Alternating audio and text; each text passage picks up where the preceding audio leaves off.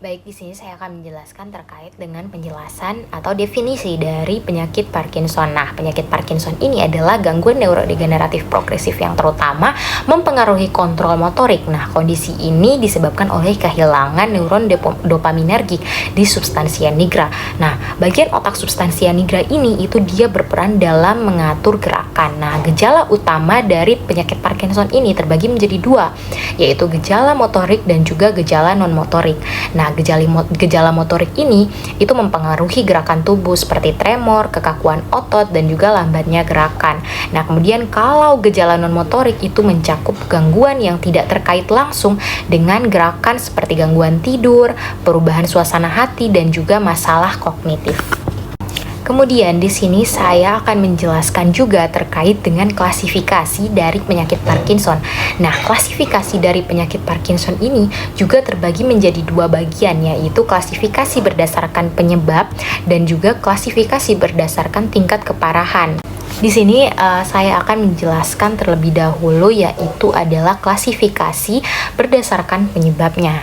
Nah, klasifikasi berdasarkan penyebab ini terbagi menjadi tiga, yaitu Parkinson idiopatik, Parkinson familial atau genetik, kemudian ada Parkinson sekunder. Nah, Parkinson idiopatik ini adalah bentuk penyakit Parkinson yang paling umum dan penyebab pastinya itu belum diketahui.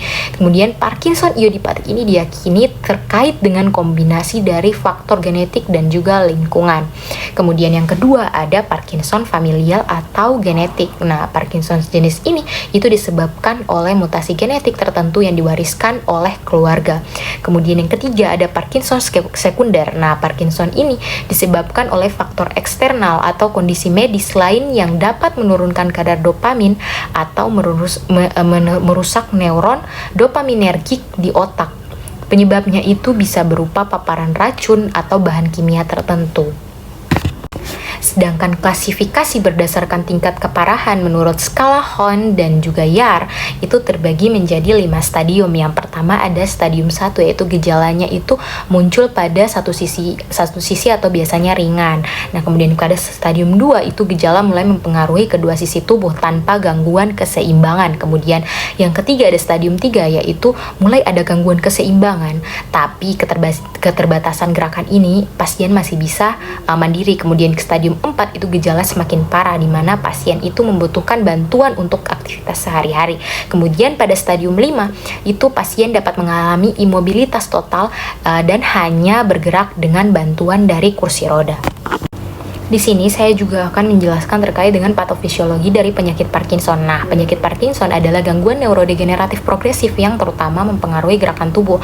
Nah, penyakit ini disebabkan oleh degenerasi neuron dopaminergik pada substansia nigra di otak. Nah, substansia nigra ini adalah area kecil di otak yang terletak di tengah otak, di mana bagian dari ganglia basal. Nah, substansia nigra ini berperan penting dalam mengatur gerakan motorik melalui produksi dopamin.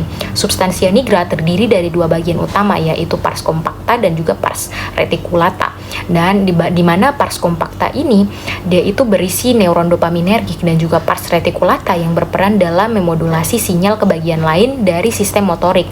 Nah, pada penderita Parkinson ini, di mana neuron dopaminergik substansia nigra ini pada pars compacta mengalami degenerasi yang menyebabkan penurunan dopamin. Nah, mengakibatkan gangguan motorik khas Parkinson seperti tremor dan kekakuan otot, kemudian rigiditas. Baik, di sini saya akan melanjutkan mengenai terapi farmakologi dan non-farmakologi. Untuk terapi non-farmakologi dilakukan fisioterapi, terapi okupasi, terapi bicara, dukungan psikososial, dan juga latihan serta yoga. Nah, untuk fisioterapi dapat membantu pasien dalam menjaga mobilitas, kekuatan, dan keseimbangan pasien selama beraktivitas sehari-hari. Kemudian, untuk terapi okupasi ini dapat membantu pasien dalam menjalani aktivitasnya secara mandiri, yakni cara menggunakan pakaian dan juga makan. Nah, untuk terapi bicara ini membantu pasien dalam mengelola stres emosional yang terkait dengan penyakitnya. Kemudian pada dukungan psikososial. Nah, pada penderita Parkinson, gangguan bicara dan menelan dapat ditangani dengan melakukan terapi bicara. Nah, ini dapat meningkatkan kemampuan pasien dalam menelan dan juga meningkatkan kualitas suara pasien. Selanjutnya ada latihan dan yoga. Nah, untuk latihan dan yoga ini dapat mengurangi stres pada pasien dan juga meningkatkan postur tubuh ataupun memperbaiki postur tubuh pada penderita penyakit Parkinson. Selanjutnya pada terapi farmakologi. Nah, untuk terapi farmakologi ini bertujuan mengatasi gejala motorik dan non-motorik pada penyakit Parkinson dengan meningkatkan aktivitas dopamin ataupun mengurangi aktivitas asetilkolin di otak pada penderita Parkinson.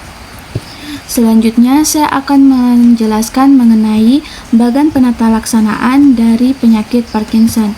Nah, sebelumnya ada diagnosis penyakit Parkinson di mana dengan mengidentifikasi gejala ataupun gangguan pada penderita. Nah, kemudian ada identifikasi dan olah gangguan motorik, juga tidak ada penurunan signifikan. Nah, untuk tidak ada penurunan signifikan dapat dilakukan dengan pertimbangan pemberian obat rasagilin. Kemudian untuk gejala gangguannya itu ada getaran, bradykinesia, kekakuan, ketidakstabilan postur, dan perkembangan komplikasi motorik. Nah, untuk getaran, untuk usia kurang dari 65 tahun dilakukan dengan pemberian antikolinergik ataupun karbidopa atau levodopa. Kemudian, untuk usia lebih dari 65 tahun diberikan pemberian karbidopa ataupun levodopa.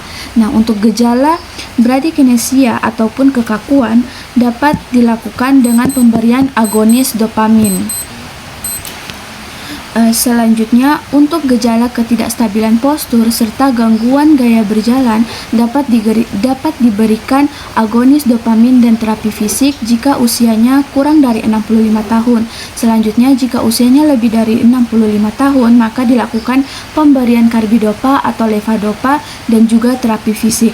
Nah, pada perkembangan komplikasi motoriknya itu dilakukan farmakoterapi, yakni operasi dengan stimulasi otak bagian dalam. Mungkin itu saja dari saya serahkan pada pemateri selanjutnya. Untuk lini pertama pengobatan penyakit Parkinson itu terdapat levodopa. Levodopa itu adalah obat utama dalam pengobatan Parkinson. Dengan dosis awalnya itu 100 mg dalam 3 kali sehari dengan dosis maksimalnya itu 800 mg per hari. Levodopa ini bekerja dengan mengubah diri menjadi dopamin di otak. Membantu mengatasi gejala Parkinson seperti tremor dan kekakuan. Namun, efek sampingnya bisa mencakup gangguan pencernaan, aritmia, dan diskinesia. Untuk lini kedua terdapat bromokriptin. Bromokriptin adalah agonis dopamin yang membantu mengurangi gejala motorik Parkinson dengan merangsang reseptor dopamin D2. Dosis awalnya ini 1 sampai 1,2 mg per hari dengan dosis maksimal itu 30 mg. Efek sampingnya ini bisa menyebabkan penurunan prolaktin dan berisiko pada fibrosis paru jika digunakan jangka panjang. Kemudian untuk lini ketiga itu ada selegiline. Selegiline ini menghambat enzim monoamin oksidasi B atau MAOB.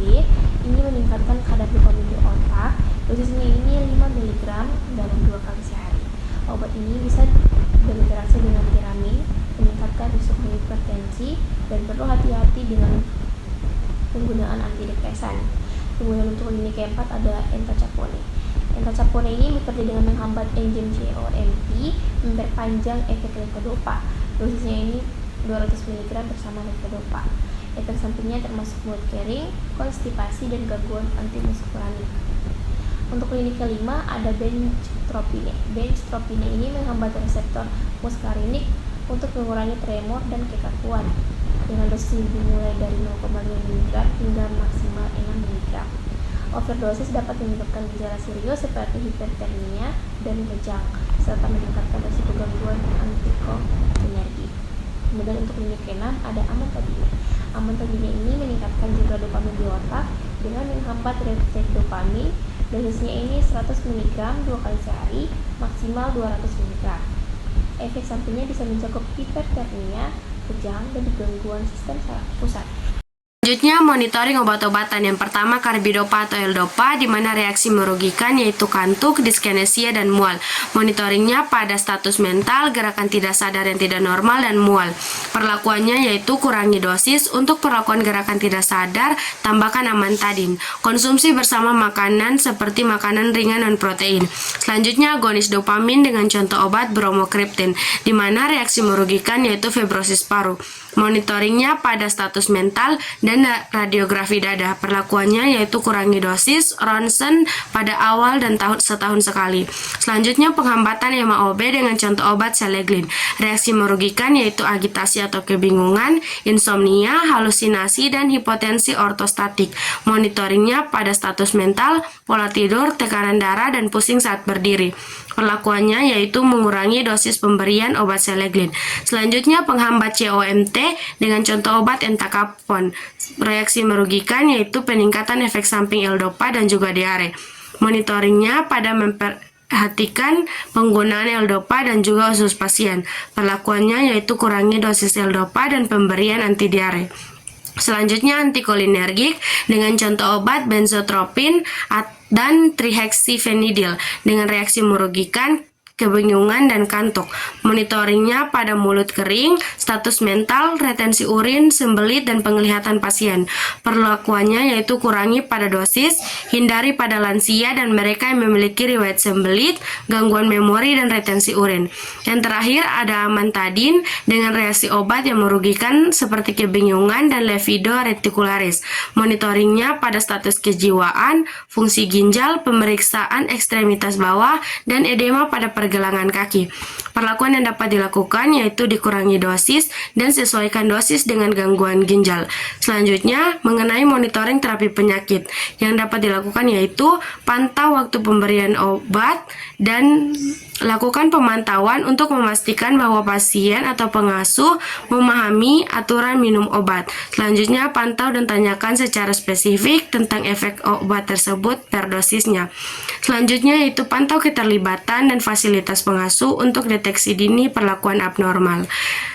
Dan pantau ketidakpatuhan dan jika ada, tanyakan kemungkinan alasannya, misalnya kemudahan dosis. Selanjutnya, pantau keberadaan obat-obatan yang dapat memperburuk fitur motorik dan pantau keberadaan obat-obatan yang dapat memperburuk gejala non-motorik.